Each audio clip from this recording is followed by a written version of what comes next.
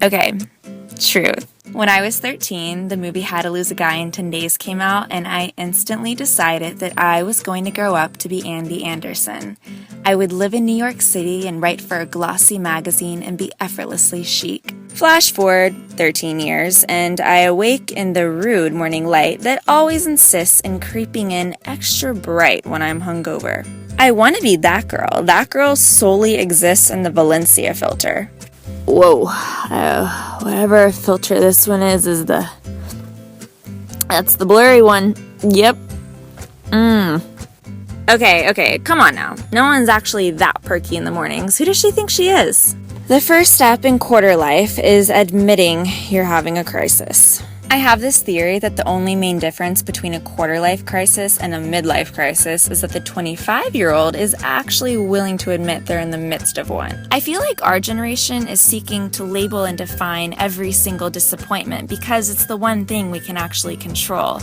At heart, we're all seekers, and the only person we can stand to tell us what to do is probably Susan Miller from Astrology Zone. Oh, and another main difference between a quarter-lifer and a midlifer is that the 50-year-old can actually make it look somewhat desirable because they have retirement funds and we haven't even started our 401k yet. Case in point, picture a silver fox a la, let's just say, George Clooney, cruising down the Pacific Coast Highway in a drop-top classic convertible as old as he is that probably cost as much as my student loan debt. After 5 years of living in Los Angeles, I've come to find that the status quo usually creates the most harmonious match between the 25-year-old woman and the 50-year-old man. Oh, and no. Do not go jumping to conclusions here, please. I'm not talking about myself. It's just an observation. Truth be told, I'm always immensely more charmed by the ex-wives anyway, because they're always willing to shed such good advice. But honestly, I don't think I'm the only one that loves a good divorcee, because everyone and their boyfriend I know recently binge-watched that Grace and Frankie show.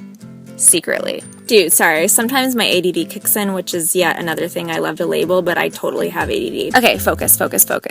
Back to the crisis at hand. Once on Urban Dictionary, I read that some people will respond to a quarter-life crisis by rushing into various landmark-type goals in life, i.e., marrying the first guy who asks, or having kids to create a purpose, which is weird to me to be old enough to have a kid and yet young enough to still be acting like one.